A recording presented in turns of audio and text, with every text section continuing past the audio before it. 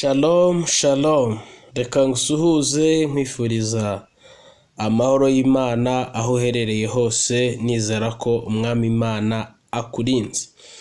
Ni mwene so Iranzi Alfred. Uyu munsi tuganira ijambo ry'Imana dusoma mu gitabo cy'ibyakozwe n'intumwa igice cya 12.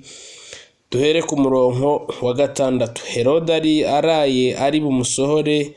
Iryo joro Petero yari asinziriye hagati y'abasirikare babiri, aboheshejwe iminyururu 2. Abarinzi nabo bari ku rugi barinda inzu y'imbohe. Nuko marayika w'umwami Imana ahagararaho, umucyo waka mu nzu. Marayika akoma Petero mu mbavu aramukangura, ati byuka n'ingoga. Iminyururu imuva ku maboko iragwa. Marayika aramubwira ati kenyera ukwete inkweto zawe. Abigenza atyo. Arongera aramubwira ati wifubike umwitero wawe unkurikire. Arasohoka aramukurikira, ariko ntiyamenye ibyo marayika akoze ko ari iby'ukuri, ahubwo agira ngo abirose mu nzozi. Banyuze ku barinzi ba mbere no ku ba kabiri, bagera ku irembo rikingishijwe urugi rw'icyuma rijya mu murwa, rurabikingurira ubwarwo. Barasohoka banyura inzira imwe. Uwo mwanya marayika amusiga aho. Yesu ashimwe cyane. Ndashaka ngo tuganire iri jambo umwanya mutoya. Petero yari ari mu nzu y'imbohe, ndetse iryo joro bwari buke mu gitondo Herode ari bumusohore akamwica, ariko Petero arasinzira. Ese birashoboka ko umuntu asinzira kandi abizi neza yuko ari buze gupfa mu gitondo? Biragoye kubyumva mu marangamutima, mu bitekerezo by'umuntu.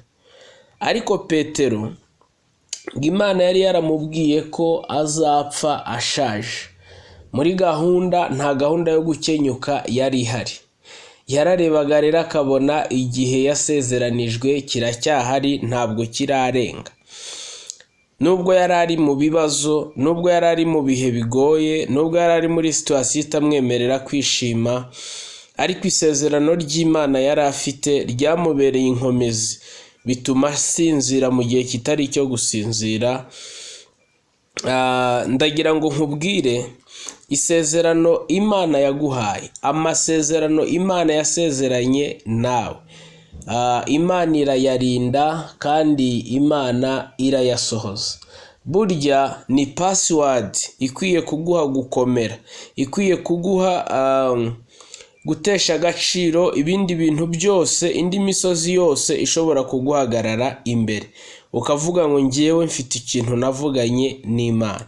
Petero kuko yari azi ko Imana yamubwiye ko azapfa ari uko ashaje, yarirebye abona ntabwo arasaza. Yari yizeye neza ko Imana ishoboye kumukiza, nubwo atarazi uburyo ishobora kubikoramo, nubwo atarazi uburyo ishobora kubigenzamo.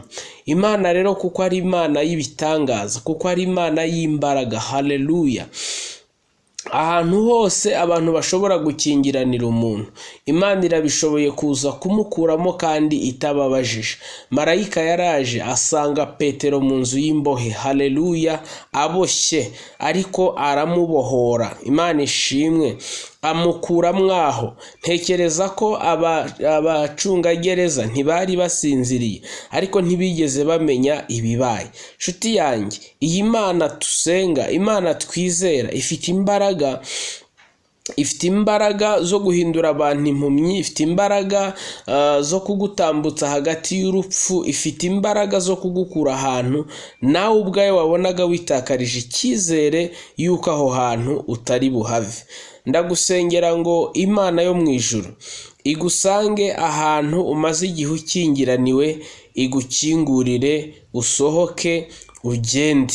Imana igusange muri aho hantu maze igihe ubuzima bugushaririye, aho hantu maze igihe nta byiringiro, aho hantu maze igihe, Imana igusohore igukureho iyo minyururu. Imana ikugirire neza, Imana ikwiteho, Imana ikurebana amaso y'imbabazi. Habwa umugisha. Amen.